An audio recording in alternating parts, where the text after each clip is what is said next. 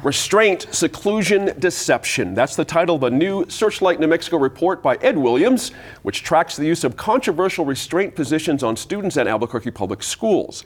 Now, district leadership didn't comment for the Searchlight story, in which Williams used court papers, public records requests, and firsthand accounts from parents to document that APS uses such holds far more frequently than it discloses to the federal monitor or parents. Now, I'm going to start with Janice on this. With APS staying largely quiet on the issue, we are left to react only to the information that Searchlight has pieced together. But in education circles, it is clear physical restraint is supposed to be used only as a last resort. The Searchlight report suggests it's implemented far more often. What kind of problems, in your view, could that create? When you see this, what's your gut reaction to this? I'm going to bring up mainstreaming. Is it working? Are we serving these students? But what is troubling, and Ed did a great job reporting this story, very much, is that APS seems unwilling to account for the incidents or set a policy. But I want to add another piece. Please. Where are we short of teachers? It is special ed. Thank you. Where are we short of educational assistants who are trained? It is here. And so instead of having mainstream schools, mainstream programs, it was very clear from his programming that we are going to special magnet schools. And if this is our only way to deal with children with this type of disability, do we need to go look at root causes in a new way? Because we ain't getting it done. Right, it's this not getting this done. This is not satisfactory to me. It's not satisfactory to the parents. Yep. And we're not meeting our objectives. We hear from these parents here at New Mexico PBS all the time and I on this did too, issue. Yeah, absolutely. As a senator. Absolutely. Please pick up on that if you would, this idea that we've got this going on. Well, first of all, I think Searchlight did a terrific job with this, and I'm really glad to see that it's being picked up around the state, including Las Cruces, and school districts are now being asked. That's right. What are you hiding anything here? Yep. How often are you doing this? That's right.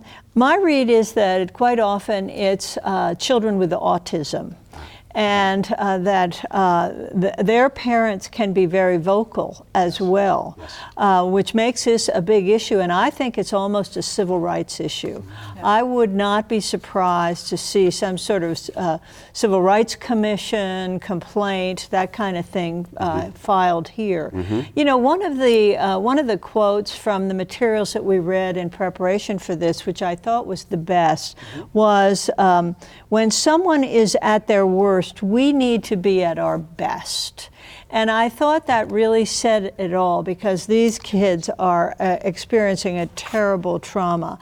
And it calls upon teachers, parents, and the community to come up with alternative mechanisms. I was interested in one of the alternatives to seclusion and alternatives to ripping the kid out of the class was to have the other members of the class removed from the classroom. Oh, interesting. Those are the kind of creative solutions that, you know, will not cause extreme trauma for these kids with special ed, and will cause minimum disruption, because this should be used as a last resort, not as a first reaction. That's right.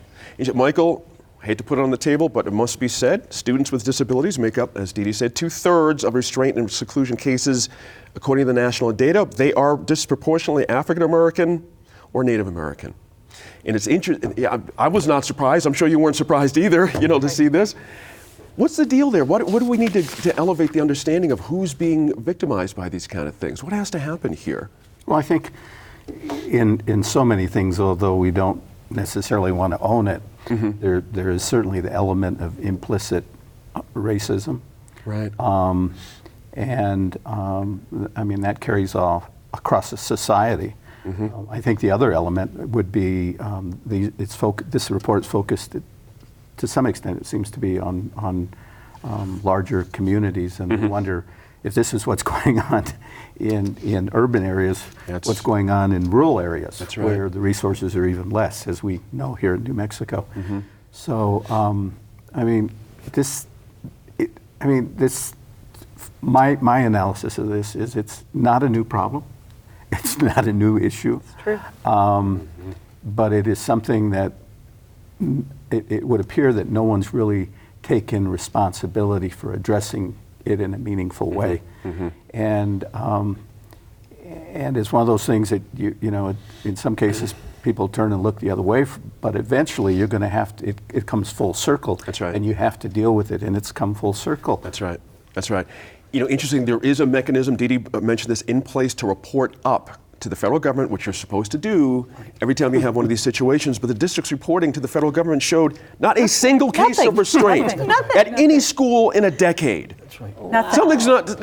Something's not right there. Yeah. This issue is about compassion and transparency. Right. You have to have compassion for right. those students who are in need, who have special needs, and to right. deal with that effectively.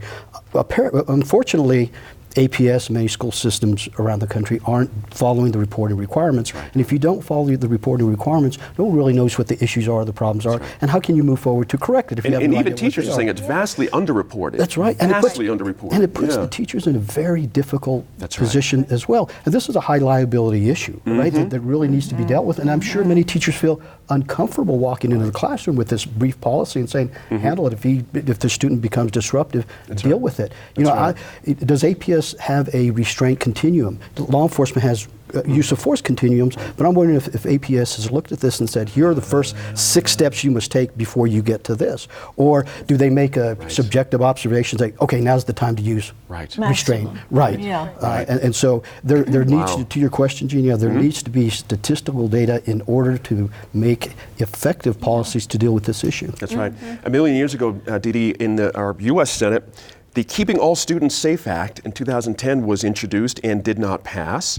And in 2017, New Mexico joined 29 other states in passing a law setting tight limits on the use of restraint That's and right. seclusion. That's right. But we can make all the laws we want. Something's still not. It's not happening. Right. It's not happening. We did it in 2017, and it was a requirement to report to parents, That's especially right. to parents. At a minimum. No, That's good, right. good. No, not at all. But I think, of course, it's different from school district to school district. And I was encouraged by the Las Cruces situation.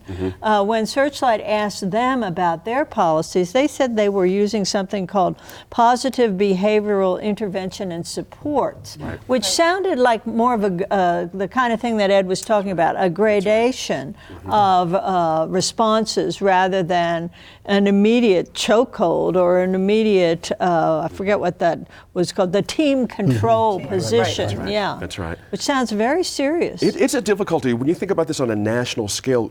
You know, the reporting here was hundreds of students are being asphyxiated. They're dying from this. I mean, this is an incredible thing. You would think the federal government would step in here.